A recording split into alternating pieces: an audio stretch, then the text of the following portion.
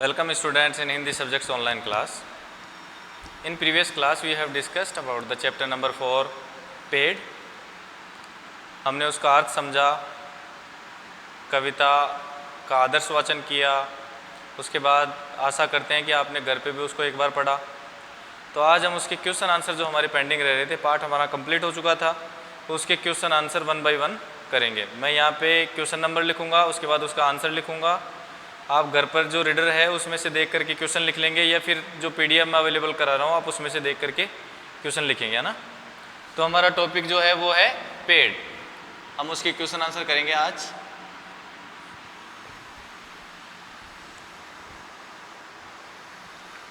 Question number 1, चौथा जो part है हमारा, उसका क्वेश्चन नंबर 1 है, धरती का श्रृंगार किसे बताया गया है।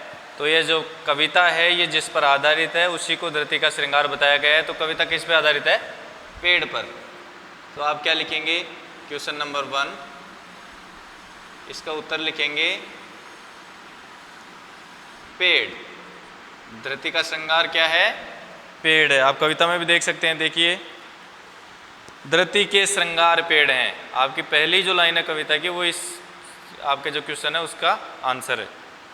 दूसरा देखिए, पेड़ों को कैसा राजा बताया गया है।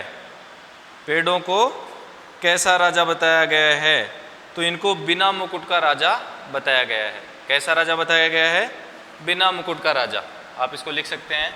ये सारे क्वेश्चन आपकी कविता में से अगर आप ढूंढेंगे तो आपको वहां भी मिल जाएंगे इनके आंसर।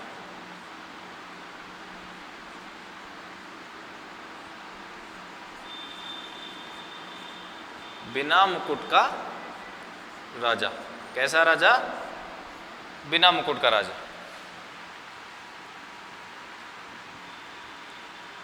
दो क्वेश्चन हो चुके हैं। तीसरा क्वेश्चन है, पेड़ों को किसका अवतार माना गया है। पेड़ों को किसका अवतार माना गया है? पीछे देखिए कविता में,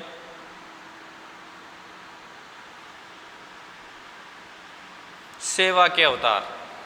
आपकी लास्ट लाइन है पाठ में, देखिए, सेवा के अवतार पेड़ हैं। तो इनको किसका अवतार माना गया है? क्वेश्चन नंबर 3 का आंसर लिखेंगे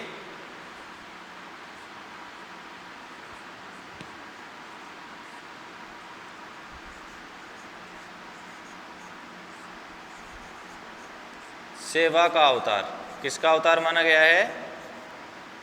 सेवा का अवतार माना गया है। इनके आंसर नोट कर लो।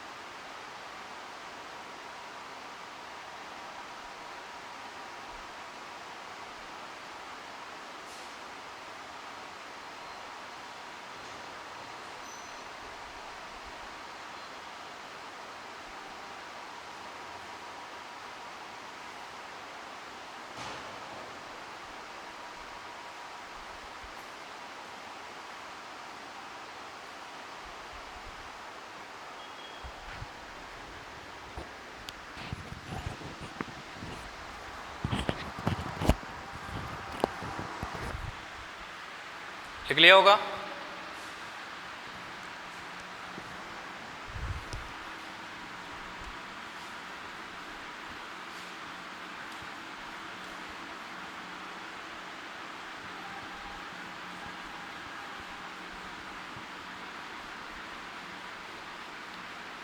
हमने शुरू के 3 जो क्वेश्चन आंसर वो कर लिए हैं। उसके बाद देखिए लिखें।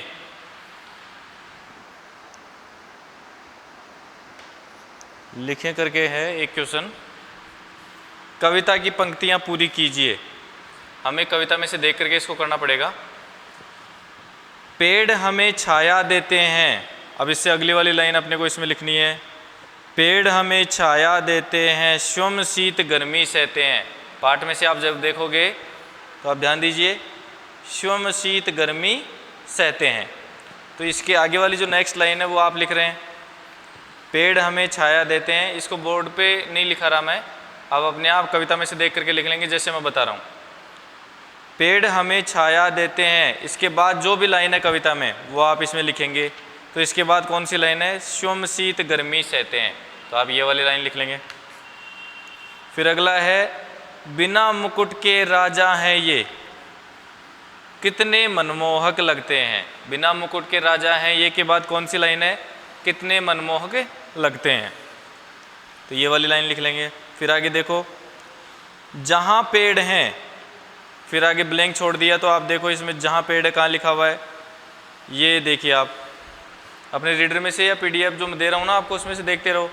जहाँ पेड़ है उसके बाद क्या लिखा हुआ है, शीतलता है, तो क्या आएगा, शीतलता है। जहाँ पेड़ है शीतलता है, फिर ब्लैंक छोड़ दिया, शीतलता से मेघ बरसते। ब्लैंक में वापस से क्या आएगा, शीतलता से मेघ बरसते। ऊपर वाले ब्लैंक में आ रहा है जहाँ पेड़ है शीतलता है, नीचे आएगा शीतलता से मेघ बरसते। फिर नीचे है सूखी धरती, फिर ब्लैंक छोड़ रखा है, सूखी धरती हरियाती है। आपको ये सारा जो क्वेश्चन आंसर मिल रहा है, देखो ये पूरा जो आपका ये है ना, इस कविता का ये वाला भाग, उसमें से सारा क्वेश्चन आंसर उसी में से हो रहा है ये, ठीक है। ताल तलैया सारे भरते, ये कंप्लीट हो गया। फिर आप देखिए सेकंड क्वेश्चन, सही उत्तर का क्रमाक्षर कोष्टक में लिखें। दूसरा जो क्वेश्चन है वो क्या है, सही उत्तर का क्रमाक्षर कोष्टक में लिखें। हमारे जीवन के आधार हैं, तो हमारे जीवन के आधार क्या हैं, पेड़ हैं, तो आप इसके अंदर लिखेंगे बै। जो क्वेश्चन नंबर 2 है, क्वेश्चन नंबर 2 का पहला जो क्वेश्चन है कै, जो कै वाला क्वेश्चन है, उस कै वाले क्वेश्चन का उत्तर है पेड़। यानी कि जो खालिस्तान है आपके सामने, जो ब्रैकेट बनाया हुआ है, उस ब्रैकेट के अंदर आप भरेंगे बै। जो ब्रैकेट बनाया हुआ है उसमें बै भर देंगे और ये पेड़ भी लिख देंगे, ठीक है। पेड़ हमेशा कार्य करते हैं, पेड़ किसका कार्य करते हैं, तो अपन इसमें से कविता के अनुसार बताएंगे।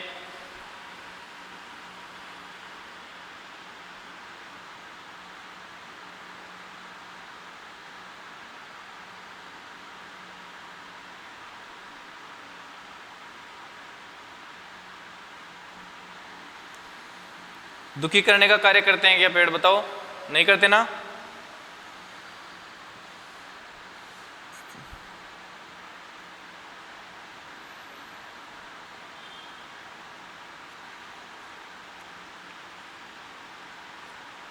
तो इसके अंदर आएगा उपकार करने का। वैसे तो खुशहाली का भी करते हैं, खड़े रहने का काम भी करते हैं, लेकिन अपना जो ऑप्शन है कविता के अनुसार वो होगा उपकार करने का। पेड़ क्या कार्य करते हैं, ख वाला जो क्वेश्चन है उसका उत्तर है उपकार करने का। पेड़ उपकार करते हैं ना, आपको फल फूल देते हैं, आपको छाया देते हैं, आपको भी देते हैं, हमें भी देते हैं, सभी को देते हैं। तो ये किसका कार्य कर रहे हैं, उपकार करने का। कौन से नंबर पे ये ऑप्शन, से। तो आप इस तरह से ब्रैकेट बना करके यहाँ से और लिख लेंगे। उतार लीजिए फटाफट।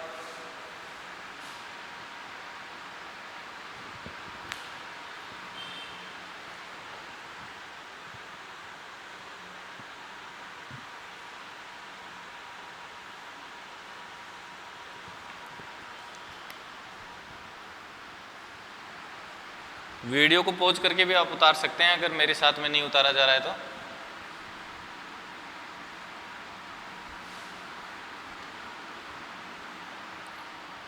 ये एबेसेद वाले क्वेश्चन हो गए। फिर तीसरे नंबर का क्वेश्चन है, जहाँ पेड़ है वहाँ क्या है, जहाँ पर पेड़ है वहाँ पे क्या है। तो कविता के अनुसार अपने को इसका उत्तर देना होगा। जहाँ पेड़ है शीतलता है। आप देखो आपकी कविता के अंदर जो चौथा नंबर का पैराग्राफ है, आप देखिए, जहाँ पेड़ है शीतलता है, शीतलता से मेघ बरसते, वह वाला सारा जो कॉलम है वो आपको आंसर करना पड़ेगा। मैं आपको बोर्ड पे लिखा रहा हूँ।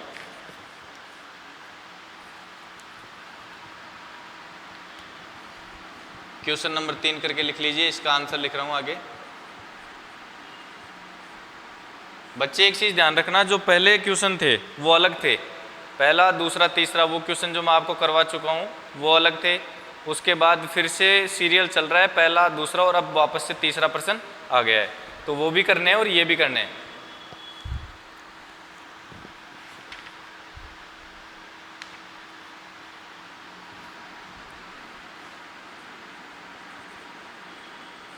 जहाँ पर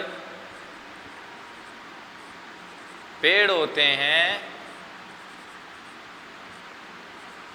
वहाँ शीतलता होती है। क्या होती है? शीतलता होती है। शीतलता का मतलब होता है ठंड होती है। जहाँ पर पेड़ होते हैं वहाँ शीतलता होती है। तो क्वेश्चन पूछ रहा था जहाँ पेड़ होते हैं वहाँ पर क्या होता है, तो आप इसका आंसर करेंगे वहाँ पर क्या होता है, शीतलता होती है। पेड़ किसके घर बार हैं? पेड़ किसके घर बार होते हैं भाई? पेड़ों पे कौन रहता है? तो आप इसका आंसर करेंगे पंछी।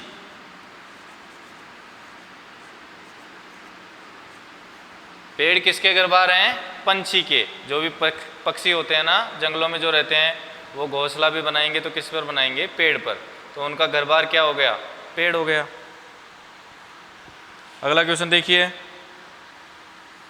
पेड़ हमारे लिए क्या क्या करते हैं? ये तो आप सभी बच्चे अपना आंसर दे सकते हैं। ये क्वेश्चन मैं आपको यहाँ से बिल्कुल नहीं बताऊँगा, लिख करके भी नहीं बताऊँगा। ये तो अपने जीवन में एक बार सारे बच्चे, अगर आपको फिर भी नहीं आता है तो आप मेरे से पूछ लेना, लेकिन इसका आंसर जो आप करेंगे ना वो अपने मम्मी पापा की हेल्प से और खुद करेंगे। ठीक है भाई, आप खुद से बताएंगे कि पेड़ हमारे लिए क्या क्या करते हैं। बताओ, सोचो इस चीज़ के बारे में। पेड़ हमें छाया देते हैं, पेड़ हमें लकड़ियाँ देते हैं, पेड़ हमें ऑक्सीजन देते हैं, पेड़ हमें शीतलता देते हैं, पेड़ हमारे लिए वर्षा का कारण बनते हैं, इत्यादि। जितने भी काम आपको अपने जीवन में पेड़ों से संबंधित याद हैं, उनको याद करके या फिर मम्मी पापा से डिस्कस करके पूछ करके आप लिखो। उसके बाद भी अगर आपको नहीं समझ में आता है आपको इस क्वेश्चन का आंसर, तो आप मेरे से व्हाट्सअप करके पूछ लेना। लेकिन आज मैं इसका क्वेश्चन आंसर आपको या बोर्ड पे नहीं करवा रहा हूँ। मैं देखना चाहता हूँ कि पेड़ के बारे में आपको क्या क्या समझ में आया है। ठीक है, ये रब कर देता हूँ मैं।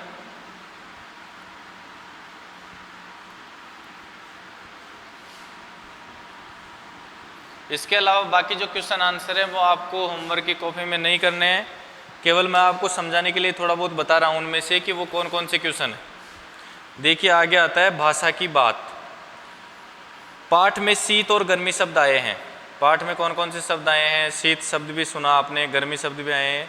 ये एक दूसरे का विपरीत अर्थ दे रहे हैं।